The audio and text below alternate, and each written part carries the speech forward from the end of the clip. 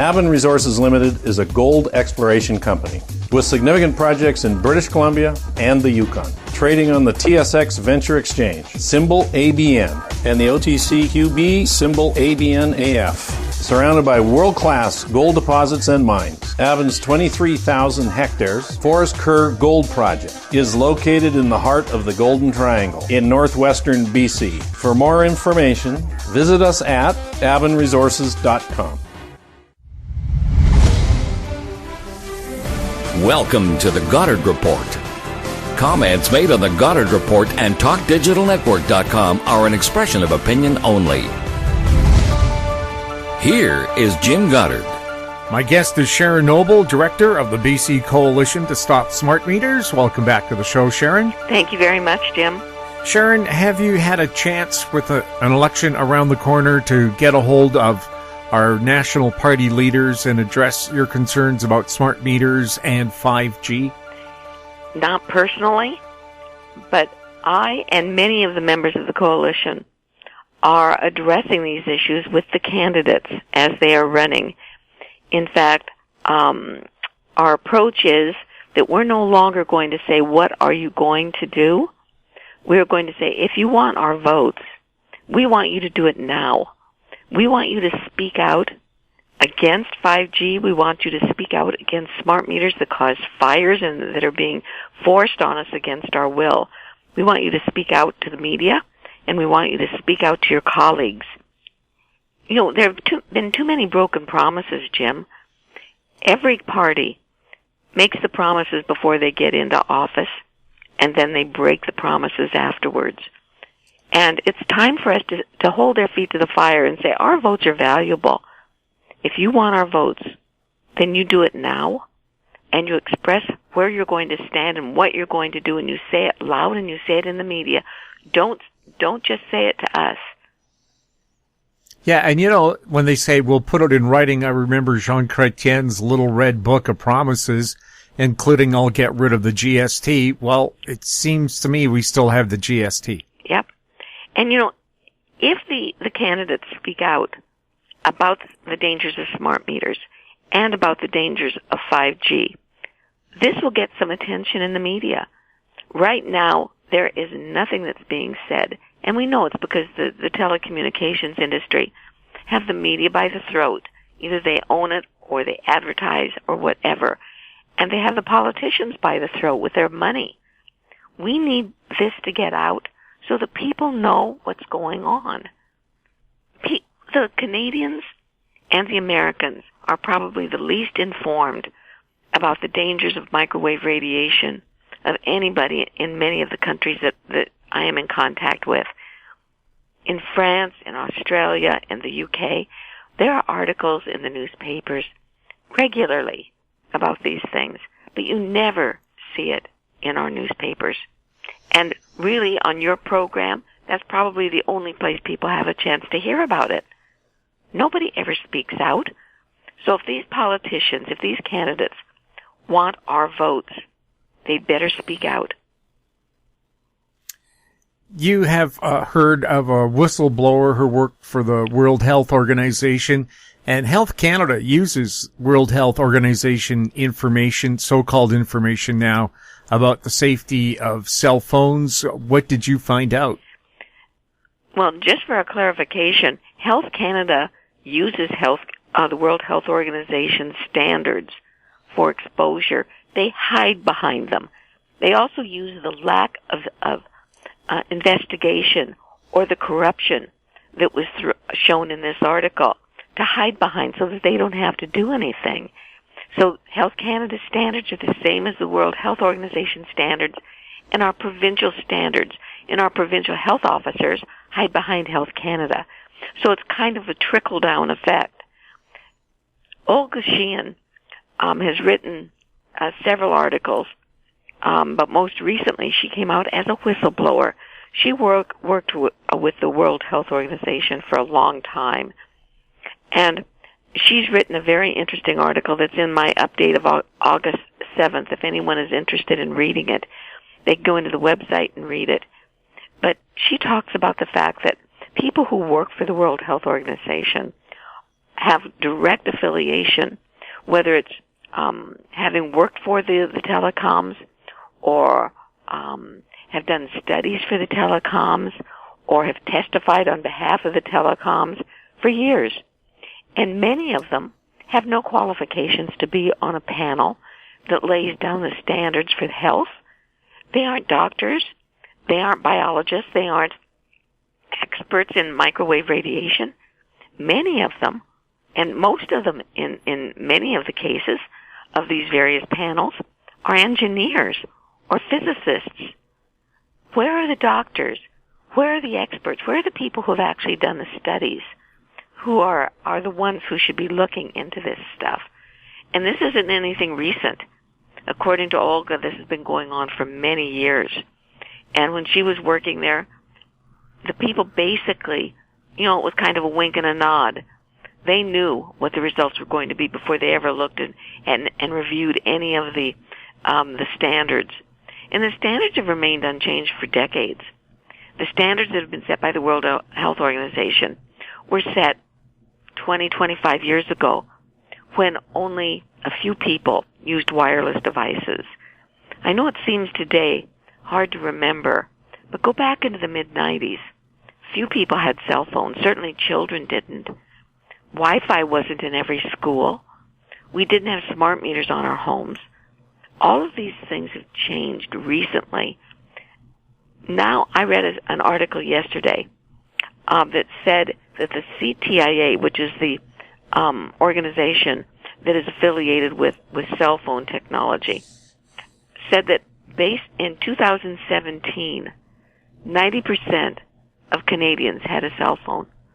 That's an amazing number when you consider that when you look at the population of Canada, that includes young children. But 90% in 2017, and no doubt today it's higher. People are living with their cell phones. They don't have landlines because the telephone companies remove them. They sleep with them as alarm clocks. Much has changed, but the standards haven't. And it's because of the corruption in the World Health Organization. The people who are owned and affiliated with the telecommunications company. This is a very important article, and I hope that people will go in and look at it. Again, it's the August 7th update, and it can be found on our update on our webpage. Well, I'm thinking, how much does the Prime Minister want to protect Canadians from something that could cost jobs in the telecommunication business when he put undue pressure on Jody Wilson-Raybould to fudge or drop criminal charges with a company that had, quote, 9,000 jobs at stake. Well, hundreds of thousands of people are connected to the telecommunications business. Would he be in favor of business or in favor of your health? Well, there's two sides to this story. Well, even more probably. The government of Canada is in a position of conflicts of interest because it depends upon the telecommunications industry for billions of dollars. They buy spectrum and they buy licenses.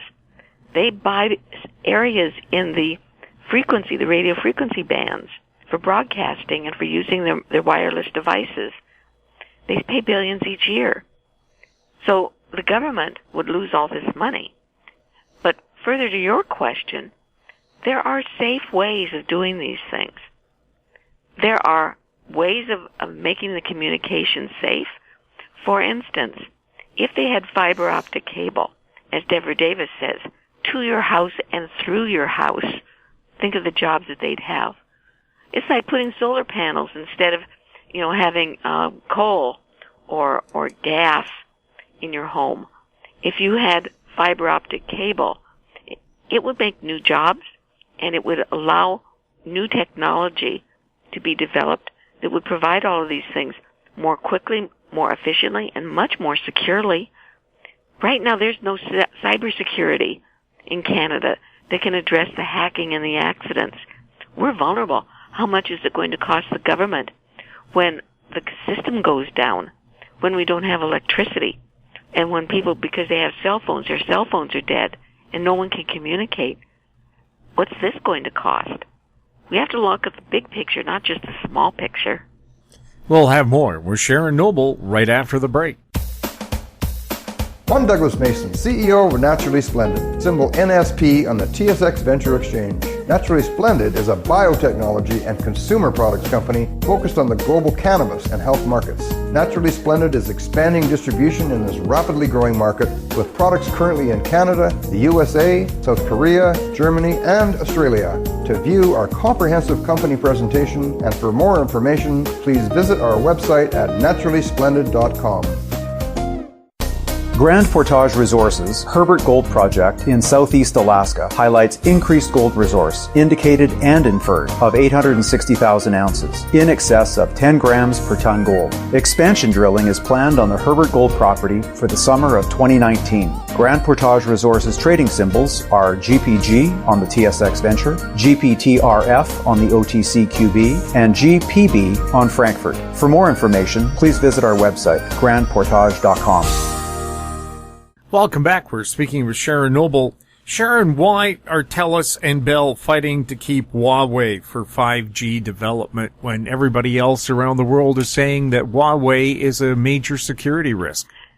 Well, I recently discovered, and this was brought out in apparently secret documents that were just exposed from TELUS. Apparently, Huawei has been a partner of TELUS for many, many years. 4G that is out here right now, being used by smartphones and iPhones and all this other stuff, also has Huawei equipment, is using Huawei equipment virtually in every aspect of it. So TELUS told the government one of the reasons they didn't want to change Huawei as far as using for 5G, which are the transmitters that are being put outside our homes, and every other aspect of the grid that they're building, is that they would have to change the equipment for 4G. The 4G, which is the fourth generation, is the one that is used and is necessary for people to download and stream their movies and play their games. And Huawei provided this information, provided this technology. So we can't get around it. TELUS told the government it would be way too expensive to change all that 4G equipment. And if they don't change it, if they keep the Huawei in 4G, they have to have it in 5G so that it is communicates back and forth. 5G is going to be part of the entire grid. 4G is not going to go away. 4G transmitters are already in those microcells, and somehow or other they are all tied together as far as the new grid is concerned. So they can't change one without changing the other. It's too expensive. How good or bad is Canada's cybersecurity?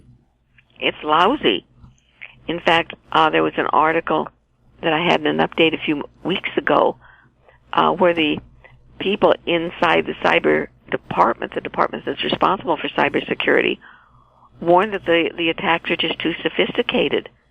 And they change all the time. We don't know where it's coming from. So many hackers and governments out there are probing the grid, and the cybersecurity just can't keep up with it. We're very vulnerable. What can we do as ordinary citizens? I wish I knew. The best thing I would suggest is we go off the grid. We don't have to be servants of Hydro or TELUS. If we want fast internet service, secure internet service, we should be going to our local councils, our local government, and ask for a community grid to be set up. Timothy Sheckley, when he was visiting in British Columbia, spoke about this, and he's written widely about it, as have many other people. We should be building our own internet grid, bring in fiber optic cable, and hook up all of the necessary equipment and have it locally owned and locally controlled. That way, there will be no surprises and nothing will be forced on us as it is today. Right now, we have no choice, just as we have no choice with smart meters. If we want power, if we want electricity from Hydro, we have to accept their dangerous smart meters. if we want to have fast internet service, we're going to have to accept 5G. We're going to have to accept everything else that is brought to us by the various telecommunications and utility companies. If we control it locally, if our local government will make this investment, it will have payback because we will pay for our internet service. We will fund it, and ultimately the local government will make a profit from it. Instead of paying $100 a month for our internet service, we could have it more cheaply. We could pay $30 or $40, and we could have it secure. We could have it faster than anything that wireless can provide. Fiber optic cable is light, and we all know that light travels much more quickly than wireless would. And we'd have all of this that we could control. We could do the same thing with smart meters. Do away with smart meters and have a solar grid in our community. Do away with having our dependence on hydro. We wouldn't have to pay their outrageous fees. We wouldn't have to face the fact that smart meters are going to be an integral part of the new 5G grid that's gathering all of our personal data and providing it to third parties without our permission. We could control it. Going local is the way to go. We'll have more with Sharon Noble right after this. Media recognition from Bloomberg, Reuters, recycling trade publications, patented process for 100% recovery of critical metals, including cobalt, lithium, nickel, manganese, aluminum. American Manganese is focused on recycling lithium-ion batteries for electric vehicles. American Manganese trades on the TSX Venture, AMY, the US, AMYZF, and Frankfurt 2AM. For more information, visit AmericanManganeseInc.com or phone me, Larry Ray, at 778-574-4444. Don't miss out. Stay informed. Receive the HowStreet.com weekly recap with thought-provoking podcasts, radio, and articles delivered to your inbox. Sign up for the HowStreet.com weekly recap on our homepage at HowStreet.com. Welcome back. We're speaking with Sharon Noble. Sharon, the Chicago Tribune did a study, and it found some pretty interesting things about the radiation coming out of cell phones. Yes, it did, Jim, and it's only the last one in a whole stream of them. But it's the first one to make headlines in any North American media that I know about. Yes, just recently on August 21st, the Chicago Tribune announced that it had investigated, I think it was 13 very popular cell phones. It sent them to a very respected lab in the U.S. who tested and found that their emissions exceeded the, what is called the specific, well, it's SAR, the specific absorption rate. That's the basis that cell phone companies test to make sure that they're not going to be dangerous, that the radiation isn't going to be put into, go into people's heads. They exceeded the SAR level by many times. This was consistent with what was found in France about 4 years ago when France tested 450 of the most popular cell phone brands and models and found that 90% of them exceeded the allowable levels of absorption. Now, this test is done on a head. This is the way they've always been tested. On a head that's filled with a gel that's supposed to duplicate or replicate our brains. And the head was based upon a very large man in the military. It was, the size is something like a 6'2", 200-pound male in the military. And it would be equivalent to someone that is about 3% of the Canadian population in size and weight. And they put the cell phone up to 10 to 25 millimeters away from the head and then measure to see how far the radiation goes into the head. This is the test. It's not against the head, and it's not done against anything that would replicate a small child's head or a small adult's head. And it fails. it exceeds this extremely high limit. 90% in the case of in France, and this was in 2016. Then in 2017, Dr. Om Gandhi, an engineer in the U.S., did a similar study on a few cell phones and found that they exceeded it. And then the Chicago Tribune took some cell phones to an independent lab and found the same thing. And they published the results in their newspaper. And now in the U.S., a lawsuit is brewing because the number of people with brain cancers, with glioblastomas, is increasing dramatically around the world and in North America, and nobody knows why. I have written to Health Canada and to Industry Canada and asking what they're doing. This information has been out there since 2016. And beyond that, we knew that cell phones were dangerous. We've known this for decades. Yet, Health Canada says nothing. If you go on their website, and if you go on to the Cancer Society's website, which uses the Health Canada information, it says there's no evidence to show that children cannot use these cell phones. In fact, it says that there's no evidence that cell phones are harmful. This is just an outright lie. There are thousands of studies showing that cell phones are dangerous at any level. But beyond that, who is warning that cell phones held next to your body will exceed even the extremely high level allowed by Health Canada and by the World Health Organization by not just 1 or 2 times, but up to 11 times, 1,100% higher than what is allowed. I mean, if we look at the Safety Code 6 guidelines, they are one of the worst in the world, and they allow thousands of times higher radiation level than are proven to be dangerous by many of the studies. Why shouldn't we know about this? And Health Canada recalls something as simple as there's a Scotch brand product. They've failed to have a bilingual label. They recalled it. They've recalled hoodies that have ties that have the potential to strangle children. They've never strangled a child. They said there were 7,000 that were made, and they recalled it.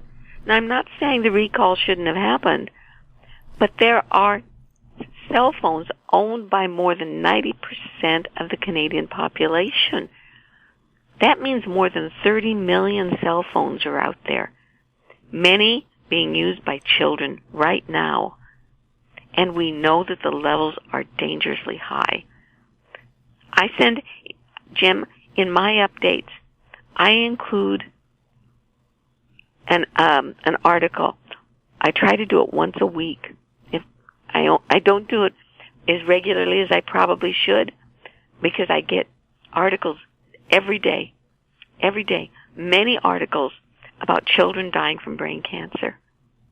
And I try to include it every once in a while. And this week I included one of a 9-year-old child in Windsor, Ontario, who died from a glioblastoma. And glioblastomas have been shown to be the only cause is environmental. And what is the major environmental cause?